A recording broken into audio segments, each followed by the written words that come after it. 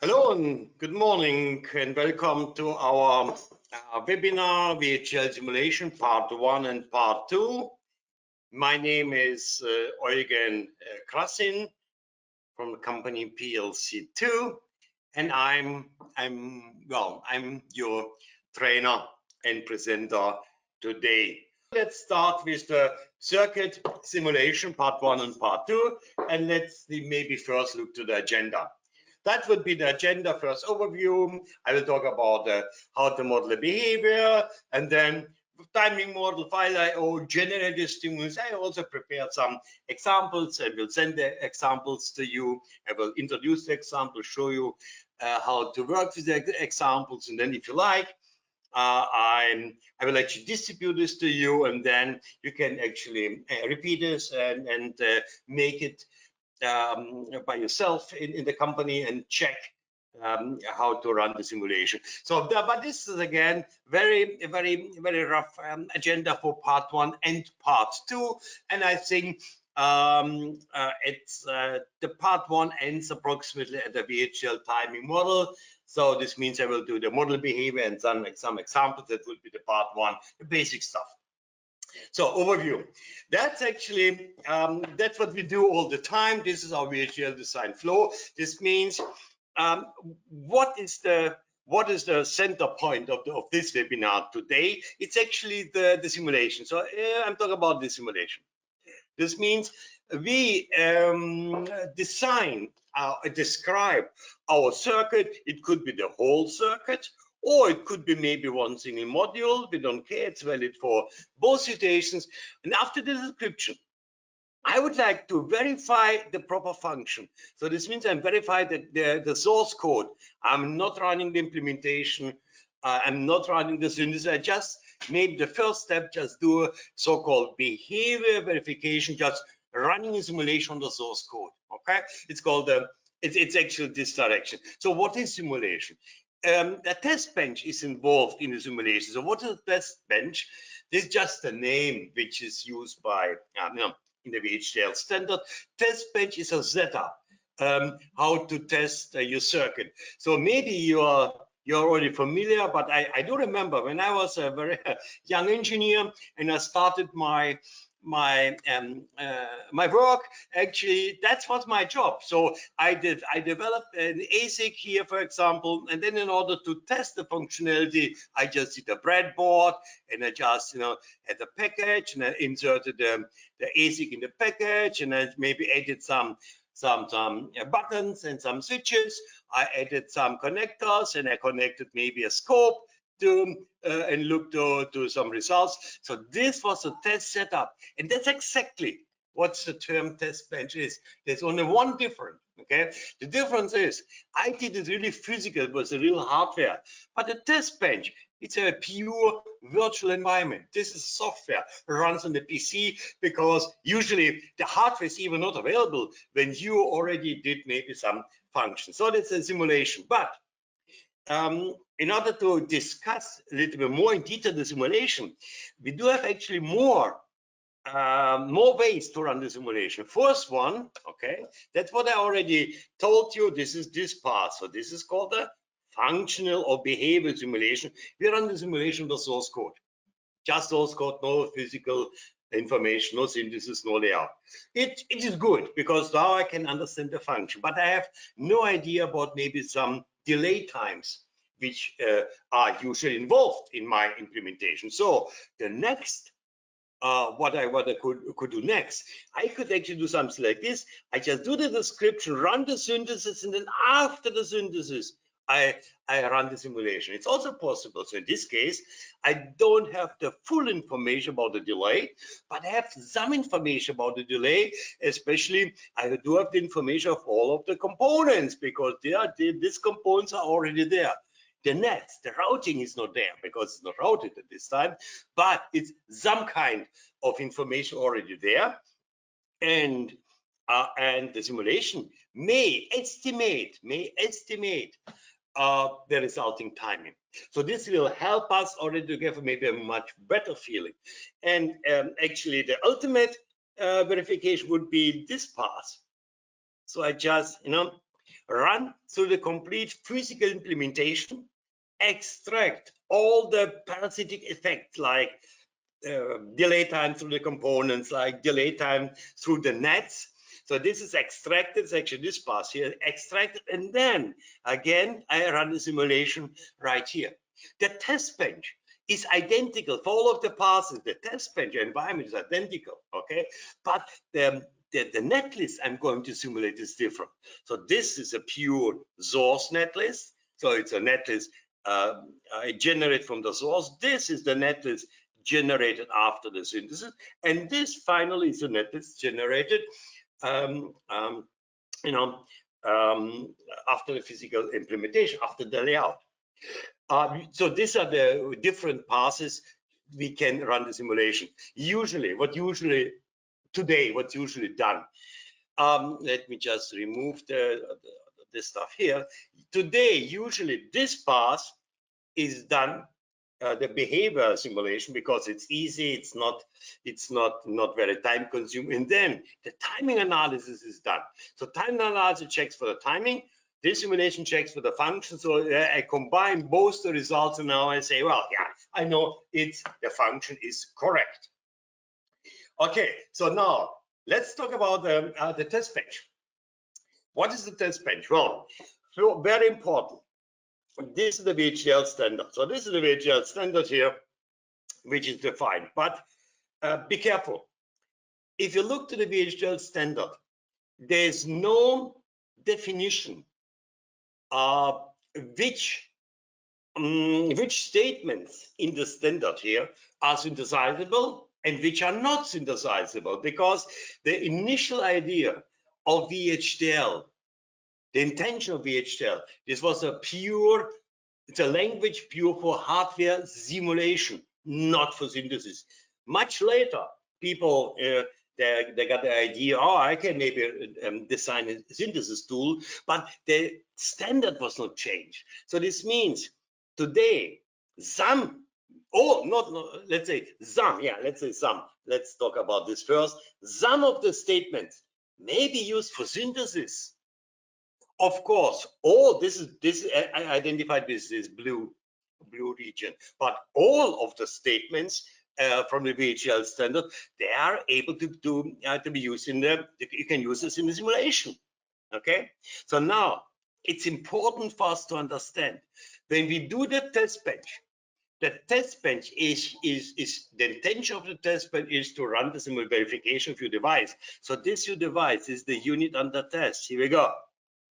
But during the description of this unit under test, you're going to synthesize this. You are allowed only to use this synthesizable statements. It's here, okay? But in order to run, maybe to define maybe some data generators, some traffic generators, maybe some automatic verify, maybe some external models, you will never synthesize this because it's part of the simulation environment. You will never synthesize this function. So in this case, you can use whatever you like. Usually, you will use the statement here because they are much simpler, much easier for you to use. This is a little bit more difficult for us because you need to follow the rules for designing circuits. That's maybe not that easy. But in this case, there are no rules, because you will never synthesize this. You just describe the function, okay? So this means a test bench is usually not synthesizable, the test bench itself. It consists only of simulatable construct, not synthesizable. And the unit under test, of course, must be described using synthesizable statements. So this is a test bench again. I already talked about this. Okay, so this means a test bench is a simulation environment which actually applies some stimuli to the inputs of your circuit. Okay, check the results, monitor and watch the results, compare the results, maybe versus a golden reference or whatever, and gives the information, yes, it does work or maybe not. So this is the test bench. Okay, so this means what's the concept of the test bench? Well, this unit under test You have some inputs, some outputs. Now you're just defining a test bench, and in the test bench, you just place your unit under test, and then all of the inputs of your device are connected to some outputs from a tester. So test is a general term which generates some outputs which are used as inputs by the unit under test. And again, your circuit reacts somehow, and this reaction will be read by this tester, and then it compares, yes, the expectation, I would expect this output and this output is checked, and you will get information, yes, it's correct, or maybe it's not correct. So that's the idea of the test bench, okay? So you can do it, of course, very simple, okay? That would be very simple. You have a counter, and one of the simple test bench would be, you define a process, you just say, well, that's maybe the clock somewhere here. So I have a small process. This is the clock. Then maybe this process gives you the enable, maybe something like this. You enable this, okay? And then the counter will count here, will count here, will count here. So we'll count 3 times because enable is 1. Then you actually watch the outputs and say, yeah, it's okay, it's not okay. You can do this, but it's not very clever, because it's very difficult for you. If you change something, you have again manually look to the results and compare it. It's not very good. It might be good for the first test, but it's not really a professional behavior, because it's very error prone, because maybe you forget something to check. So that's a very simple test bench, maybe for the very first try, but not really for the work. So what it's usually done, it's let's say model-based stuff. This means, yes, your FPGA made unit under test right here. Maybe you have a connection to a local bus. Okay, then have maybe an interface right here inside your FPGA which talk to the local bus. In order to check this functionality, you need to model somehow the behavior of your external bus. Or, for example, here we have a connection of a DAC. Okay, so this means you do have a DAC interface right here. Now we need to check. Oh, does it work? Well, in order to check this, you need actually to write a model which actually reflects the functionality of this stack. Or the same maybe here, ADC, you have an interface here which actually does acquisition of some data from the ADC. So you need to model the ADC. Now, how to do this? Well, you have to read the data sheet from the vendor, and then reading the data sheet, you have to do the model. It sounds complicated. It's not. It's very easy. It's very easy. It sounds complicated, but it's not. So this will be some example I will actually do. And maybe RAM. So we have an external RAM. We have a RAM interface right here, and you need to check, is my interface running? So you need a model right here, and you write and read data. And that's actually how we do this. So this means that that's actually what is used very widely. We define a test bench which includes a model of the real components which are really on your PCB. This means there's actually no need to develop a test bench, because the test bench is already there. Why? The test bench is your PCB. This means if this is your PCB, then this is your FPGA. So the test bench is basically, you take all the components which are connected to the FPGA, the relevant components, and this is exactly the test bench. You model this, you model this, you model this, and this is already there because you describe this using VHDL. This means this is your test bench. That's the whole idea. So this means about how to model the behavior. Well, when we do the behavior description, okay, we do have actually 2 ways to do this. One is we can use concurrent statements. One, we can use a process. Okay, so concurrent statement, well, you can use it. It's very easy to use concurrent statements. You don't have to. It's less overhead because single statements, very easy to use.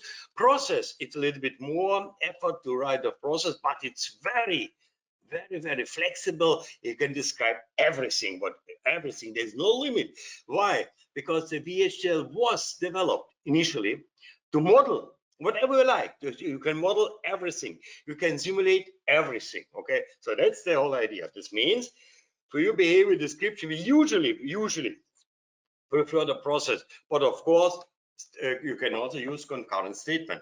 So the question is, maybe you know already, but just to have a short review. Process, what is the process? Well, the process is actually endless loop.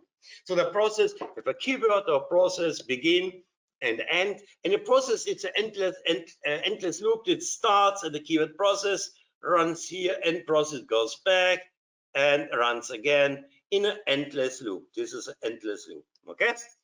So that's actually the process. That's the whole idea of a process. You can have an option label if you like. If you have a label here, then you can identify the activity of this process during simulation. So it's nice. Okay. So that's actually a process here. This means even it sounds complicated, it's not.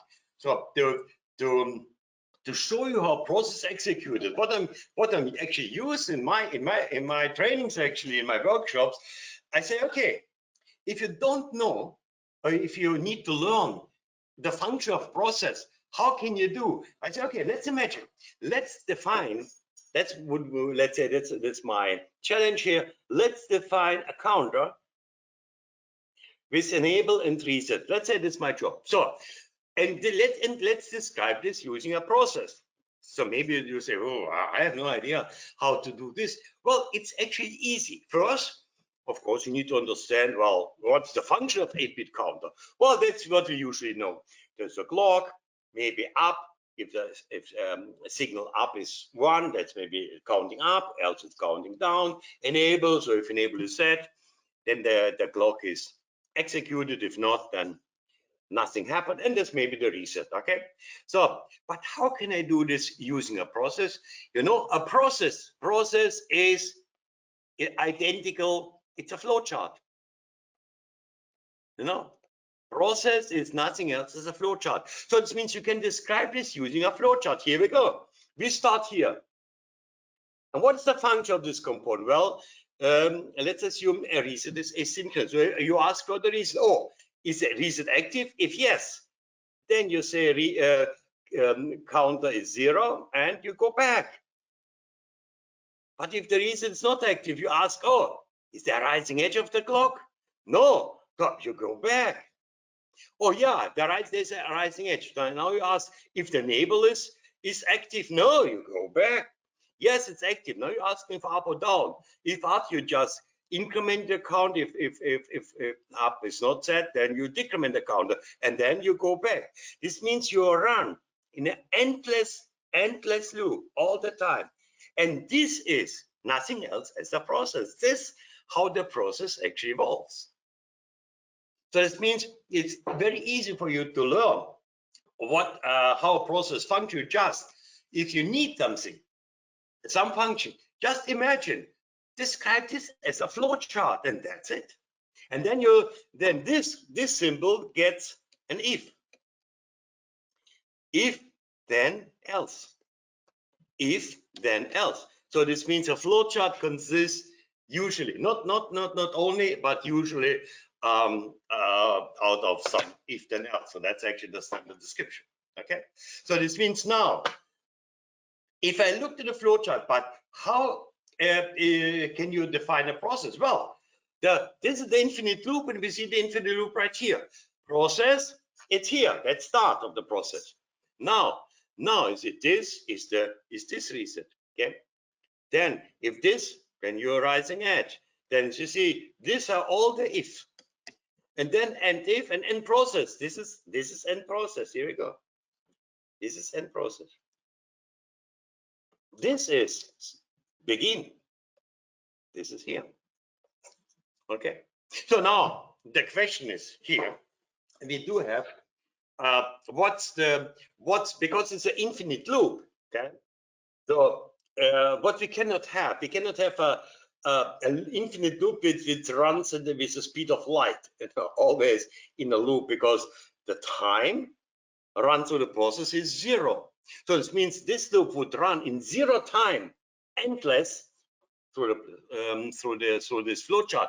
We cannot have this because this is not cannot be calculated. So therefore, we need to trigger the execution of the process. There are 2 ways for us to trigger this. First, we can say whenever there's a loop back, you define some signals. Whenever there's a change, some change, then the process gets triggered and is executed. So this will be the trigger. This is one option for you to trigger the process to be executed. And the second alternative would be no trigger at all, but having a wait here, wait statement, and then you wait for the trigger right here. So this means you can wait for the trigger here, or you can have a trigger as a signal event signal list right here. So these are the 2 ways for you to define the process. Okay. So this means the structure of the process is we do have the keyword process, then we do have the different commands, and finally the end process. And then if end process reach, it's automatically a jump back to the beginning. Okay, so that's actually the idea. And now we need to trigger the execution of the process, and therefore the process may have a wait statement right here or a sensitivity list right here. So this would be the trigger using sensitivity list, and this would be the trigger using the wait condition. Okay, so this means these are the 2 different ways for us to define the process. One with a wait statement at the end. In this case, the process will wait here until the condition is met, or the process jumps back and will wait here until the condition is met to start the process. Both processes are identical. The function is the same for the same conditions. Okay, and but you will see there's a one consequence. How VHDL was initially defined. All processes of this type, so because this is the wait statement here, are not synthesizable. This means in order to describe a synthesizable circuit, you have always to go this way, always, no exception. But if you define some models, you can do it this way, or you can do it this way. You will find usually this is much easier for you to describe, much easier compared to this. But the point is, if you define, you need to describe a synthesizable circuit, you have to stay with this structure. Okay. So this means, so which wait statement would look like this? We just have no sensitivity list, no process is started, runs here, is doing this, and then now it's waiting here for condition. Now it stay here and waits. If condition is met, then the next end process, but end process is jump back and then it's repeated. This means this process executed like this. Process starts, then runs here, here, here. Now waits. Now conditions meant again. Wait here. Conditions is met. Wait here. That's how the process gets executed here. Now you can define whatever you like. Okay. You can have, of course, different, more than one wait statement. You can hear that this process would, for example, be executed like this. Starts here, it's doing this. Now it waits. Wait for the first condition. Now condition is met. Now it runs here. It's doing this. Now wait for the next condition. Could be completely different. Now it's condition also met. Now it's execute end process, but end process means go back. So this is time doing this.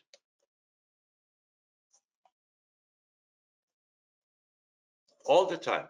So using this structure, you can define whatever you like, no limit. Everything can be described using this method. Okay.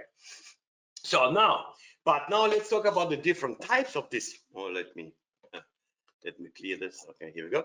Let me describe the different kind of wait statement which are available for you to do this. Well, here, this would be Wait on signal is. So this would wait on, and you define signal A. This means wait on signal A means the condition is met if the signal A changes somehow, changes from 0 to 1, from 1 to 0, from 0 to X, whatever you like. Then the condition is met. For example, you can do something like this. Process started, now process executed. If this condition is true, then the signal M is 1, else M is 0. And now we do have a wait on AB. This means this process analyze all the time the condition, some change on A or some change on B. If A or B changes somehow, condition is actually met, and the jump is done, and this again analyzed. So if you look to what really happens, so this AND gate is a little bit complicated. The complicated description for such a simple function is AND gate. You see, the condition is met whenever A and B are the inputs. Whenever A and B are changing, the process gets executed and calculates, the output M, which is set here. So, for example, this is one of the way. And sometimes it's important for us not to wait for change. No, wait for a very specific condition. Wait until A equals 1, not a change. The change must be A equals 1. Okay, so in this case, it would be something like this. You see, if A changes here, the change is 1, the next change is here, the next change is here. So if you look for really what happened, if the change happened, then the signal B is assigned, C becomes B. So this is the assignment here. So this means this is nothing else. This is a modeling. What is it? It's a modeling of a flip-flop. A little bit strange, but it's a model. So C is the clock. C is R is the clock. Here we go, because it's A. C, and this would be C, and this would be B. So this would be a flip-flop, okay? Because we are waiting on a 1. Nobody's doing this, but if you look, this would be the very, very simple model of a register function, for example, if you like, or wait for time. Very, very nice actually process. So the condition is the time. Do this, wait a little bit, do this, wait a little bit, and then go back. So this means the process is executed in a loop, or after jumps after 25 nanoseconds. So this means 10 nanoseconds here, and then wait for, then goes to 0 and wait for 15 nanoseconds. So this is the 15 nanoseconds. This means the total would be at 25. So this means this is, in this case, 40 megahertz clock generator. So this could be a model for the test bench. Let's say clock 40 megahertz, and this is your FPGA unit under test, and you define the clock generator, which is actually connected and drives the clock. That's exactly how we would do this. So in this case, it's even not a 50-50 duty cycle. It's something different, okay? Or you can actually combine all this stuff. You can say, you can combine everything. Now you can say, wait on some change on this list, but only if this condition is true or whatever. And then maybe for some time in order to avoid a deadlock or something like this.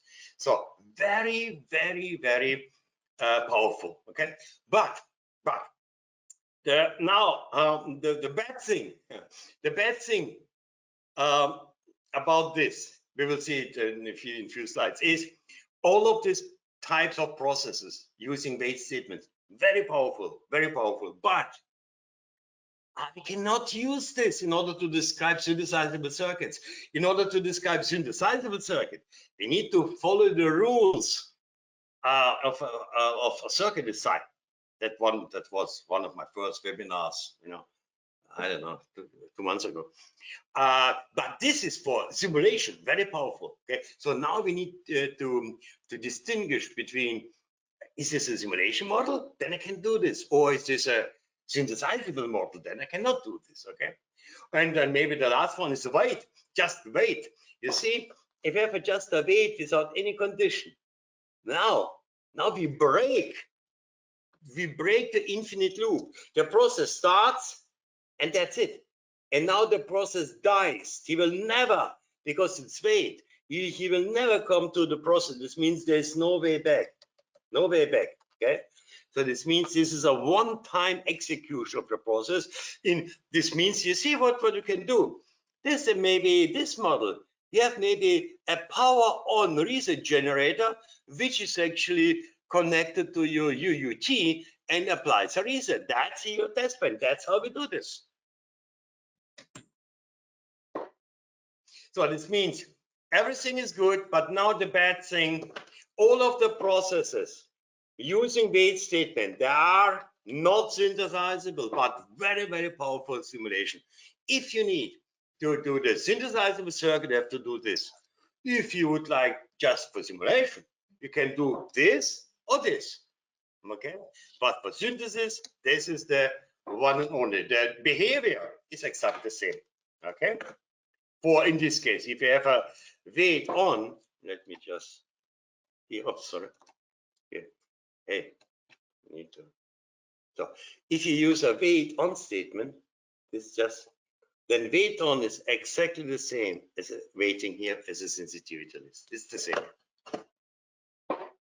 Now you see some rules. For example, if you need to describe to do a synthesizable description, then you have to use always the sensitivity list.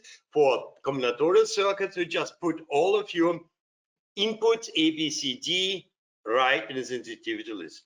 Okay. For the clock process, you can have it in the sensitivity list, but you don't need it. You just only need the clock and the reset sensitivity list. So this means that is actually for describing synthesizable circuit. Okay, you can also use this description for simulatable. Everything is also can run for the simulation, but it's exactly just to show you the difference for synthesizable circuit. For example, this would be the multiplexer, and you see the rule. Very simple. If you have, if you need, I go back. If you just describe a multiplexer, we just put the signal here. That's it. But if you would like to describe a multiplexer, which is maybe clock, this means a flip-flop, then you ask for the clock and do this assignment only if the edge is here of the clock. This means you just put this logic inside the if condition. This means, but only this is only true if there's a rising edge. This means you will get a flip-flop. That's the whole idea. Okay, and that would be the another descriptions would be the case. Cases means is a switch in depending on on this condition. So it's one out of n conditions. So these are just some example here. You see just the definition of the signals, no clock. If you would like to have a clock, just ask first. Put this in if statements when you ask for a clock. That's it. That's the only difference. If you would like to define asynchronous reset, then you ask first, because asynchronous is a higher priority versus the clock. Then if you're asynchronous, you ask first for the reset and then for the clock. If you would like to describe a synchronous reset, so in this case, the clock has the highest priority. You first ask the clock and then you ask the reset. You change the priority by asking first or secondly. Yeah, that's the one and only stuff. So now, this is actually some basic stuff. Now what I did, I just prepared a very, very simple example, showing you what could be done. It's a very, very easy stuff. And also prepared. I'll show you. 1 second here. Let me check. Here we go. Also text, and then you can actually I can send it to you, just then we can, and also the data. So this is a small description how this is done, and the state machine, very simple. What has happened here? So I would like to to interface to this DAC. So this is AD7303. Here we go. Here, this is the data sheet. So from analog devices, you see that that's 8-bit DAC with this functionality. Well, very simple one. It's a standard basic SPI interface, and we just send some data, and then there are two of them, two DACs, and then they actually provide the analog output data. And then if you just let me scroll a little bit down. So that would be, you see in the data sheet, that's actually the description of this SPI, a very simple one. There's a sync, and whenever there's a low and the rising edge, the data actually are actually taken by the device, and the host actually provides the data on the falling edge, and the device takes the data on the rising edge, and there's a time, TT4, for example, a setup time which must be matched. Okay, and then if I go a little bit more deeper, then you see here, 1 second, here we go, the description of the internal. So this is actually the 16-bit data. 8 bits are used for the data. That actually represents the analog, and the other bits represents, you can power up, power down, of the DAC1, DAC2, enable or disable, or put the data in the first input register, or put the data directly to the DAC register. So this is actually coded with these bits, which are actually described here. Okay, so but the description is very simple. So that's, and now and I actually prepared a small example of this, and my project, it actually looks like this. Okay, so it's exactly, so this is my FPGA. Here we go.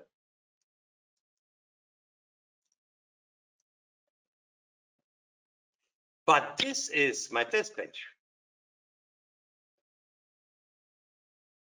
So this means what I did in order to verify my function, I just took the data sheet of the device, and I just defined a model, a VHDL model which behaves like the DAC right here, and I connected this, and I connected this to my FPGA, and this is my test bench here. Okay, so this means I'm using the model approach here, and then, and what is the function? Well, in my FPGA, I have a small state machine which actually takes a clock generator, generates actually this SPI clock. Then a sample generator will generate some samples which can be programmed using some switches, 1 mega sample, 100 kilo sample, or whatever. And then, and this is state machine which also triggered all the time. Whenever the state machine is triggered, a complete sample it will be transmitted like this to the model. The model will take this and convert the digital stuff to the analog output, and this will be is visible action in the simulation. And my sample generator, generate some data. So in this case, in order to make it a little bit, not just to transfer constant value, I just actually define a triangle. So I generate maybe the signals here as a digital, and then I expect this to see as an analog signal right here. So that's the whole idea. Now, if I look to the DAC example, here we go. So then this DAC is actually here. This is top. These are the input-output pins. I do have here the sample generator, which actually mode select. This means I can define, can play with that. I can actually select constant value or triangle, or I think maybe a sinus, I don't remember. Then sample select is the speed, 1 mega sample. So this is the frequency of transmitting the data to the duct, okay? And this actually is start and stop, just to control the operation, and that's it. Then I have the clock generator, and the clock generator again is actually, here we go. If you look to exactly to the text, so there's a clock generator is already described a little bit in the document, and you see how it works, but it's a very simple one. And then finally the state machine, which actually again runs here. Here we go, very simple one. Idle whenever I convert, so this is a trigger from the sample. It runs 16 times in a loop and just output the data, and then finish, saying I'm ready, and go back and wait for the next sample to be activated. Very, very simple. And again here for somebody who would like to actually also to understand the timing constraint for this, I just also put some timing constraints for this example. Here we go. And then, yeah, I can actually let me do the elaborated design here.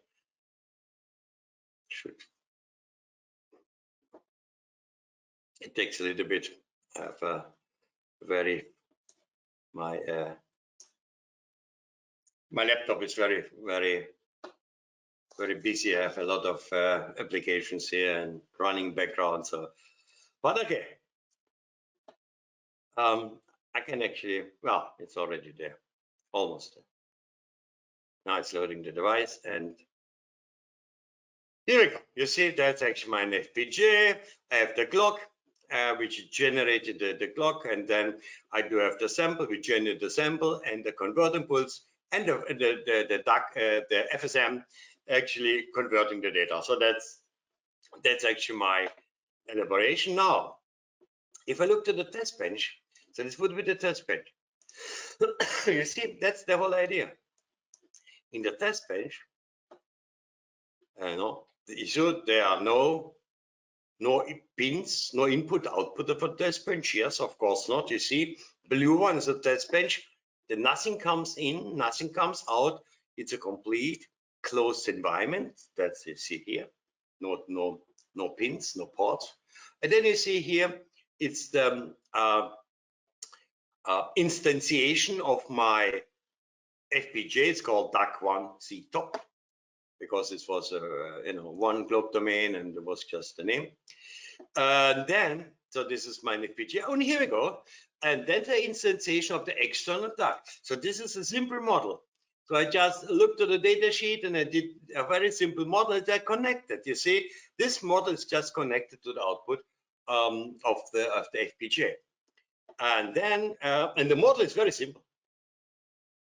You see, and this is, it's always there. Of course, sometimes a little bit more complicated, but usually it's very, very simple. So if I just open this, you see, that's actually the model. The clock comes in, sync as data, and this is actually the output of the DAC. I can actually also do this as analog, but I just use this as a digital converter to the analog signal using the simulator waveform window. And then actually see, that's it. That's it. So just forget about this. Okay, so we don't need this, forget about this. So that's all. Two very, very, very, very small processes. That's it. This means the model of this DAC costs you 3 minutes, maybe 4, and that's very, very common. Of course, sometimes a little bit more complicated, but usually people think, oh, it's too complicated to write a model. No, it's not. You have to read the data sheet, okay? So what now? But you see, if you look to the model, you will notice something very, very strange. You see here, this process, which is described here, is not synthesizable at all. But I don't care, because I will never synthesize this model.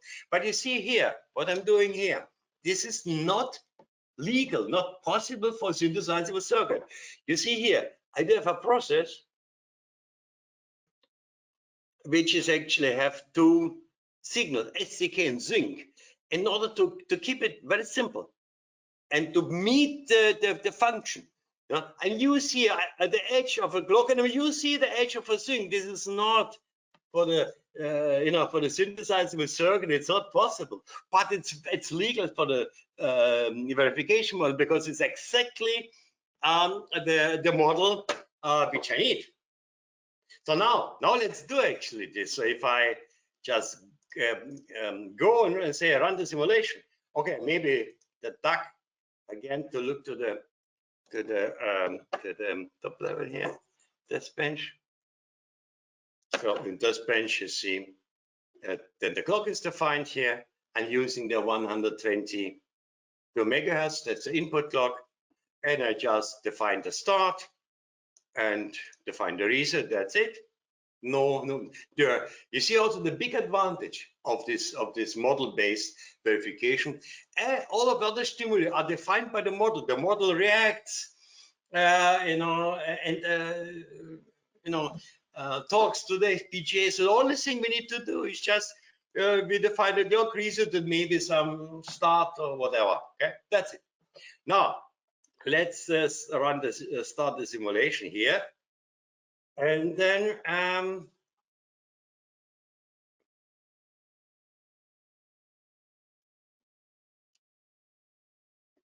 here you go.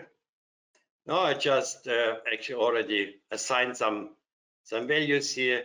You see that's actually let me do some. This is the external duck. Okay. So this means external duck is actually here. This is my internal state machine, external duck. This is the clock. This is the sync and data. So this would be the SPI. And this is the output of the duck. So if I just run few 10 microseconds maybe, because they're using 1 microsecond sample rate. So, and you see here, that's SPI. That's the sync SPI, and these are, and I'm transmitting data. So, and you see, and the data which are transmitted here are actually, you see, these are the data which are generated by the state machine right here. Okay, and you see here, and these are the data actually received by the duck, and this is the output of the duck. You see, it's actually analog voltage. And you see the delay because this needs to be transmitted here. So this means this is the latency, that this is new value, and this will be transmitted up here. Okay. And now if I do a little bit, let's maybe, I don't know, 1 millisecond, or then you will see that's actually the mode what I entered. This is the triangle. So I just defining their input and output. So the question, what can I do? Now I know already, after with this very simple model, that my SPI protocol and my intention to transmit this triangle, it's everything is already there, because I am actually my model receives all the data which I expect, and I can verify this very easy because it's the same. And if I change, the type of the input data which I provide to the DAC, maybe to be a sinus, then it will say a sinus the output. So waveform generation. So already I see it already, but of course there are still, there are still some other questions I would like to be answered if I do this as a professional design here. Okay, so for example, if I look to the data sheet here, you see, then where is it? Okay, 1 second. I'll go a little bit up to the timing diagram. Here we go. If I look to the data sheet, so this means you see the pulse width is identified and the period is identified, the setup time is identified, the whole time is identified. So this means timing values which are identified, and I have to meet this timing. So this means in order to have, so I need actually to extend my test bench in order to automatically check all the time for all this timing information. So that would be the next step. So and this means, for example, if I just do zoom in, for example, the setup time would be here. I'm using the rising edge. The device takes the data, and the data are actually, or here maybe, the data actually are provided here. The data will be must be captured here. So this means this time, if I just do a new, here we go, a new cursor, okay. So this means this is the setup time from here to here. This is this. So in this case, setup time is 16.66 nanoseconds. It's depends on my design. Okay. So in the in the data sheet, the setup time T4 is 5 nanoseconds. See, minimum 5 nanoseconds. So, but I have to prove this, that I'm meeting this time. So this means I have actually to add this functionality to my model. This means my model, I have to extend my model with the functionality to automatically check all the timing. It sounds complicated, but it's again very simple. So and I did this right here, and this is actually yeah. Let me just do the uncomment, and this is actually also the contents of the second part. First, I would like to generate a report file. At this time, I have this transaction, so they will see how this works. So I write a log file, and I would like for later documentation, and I would like to use you see here, I would like to check and to display the setup time, which I calculated during this transaction. So, and you see what I did. The setup time actually is calculated using this very, very useful VHDL attribute. So we do have a lot of attributes. They look like this. It's a object, whatever this is, object, then tick, and now the attribute. And one of the attributes, tick attribute, is tick event, tick last event. Tick last event gives me back the time value when the signal changed last time. So because this was triggered on the rising up, for example, rising edge. Okay, in this case, actually, I should put it here. Oh no, sync, I don't care. You can put this here, or you can put it in this process. So, and if you do this, then, oops, let me just.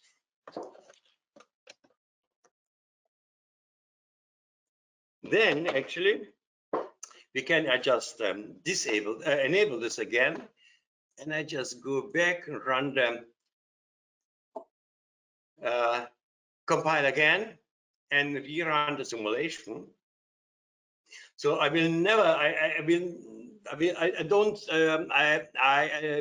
not see any difference in the simulation, because simulation is the same.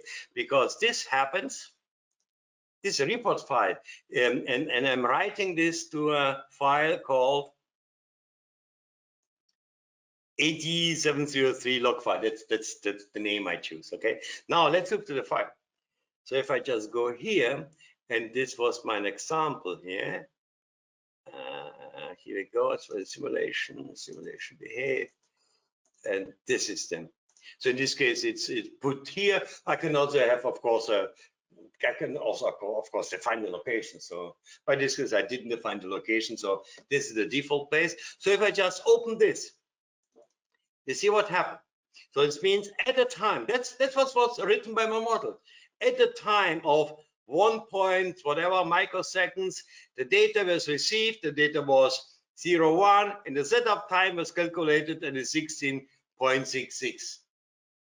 That's good, because the minimum time requirement was 5. So in this case, I can even say in the model, and now check if this is bigger, larger than the minimum requirement, say check, and everything is good. And this is done full automatically for all of the 1,000. If you can, could be, you see, in this case, it was done for 1 millisecond. You can do this for 1 second. So, yeah, and this is just, try to have a finer resolution here. So this is because 6.6 is not a multiple. So that's actually very nice. And this means that what we can do, and we will see for the next part, second part actually, a little bit more advanced options you can use in order to improve the quality of your model.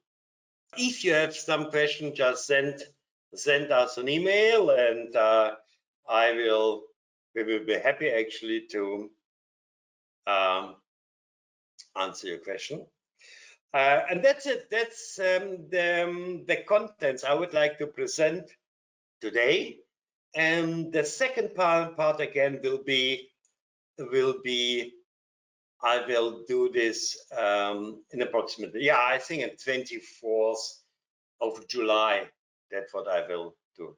Okay. So and again, I will prepare this and just arrange that you will get this information. So thank you very much for your attention. That's actually, now I'm at the end of my webinar. I'm almost very good. I always met my time schedule. Again, thank you very much for your attention, and see you next time. And goodbye.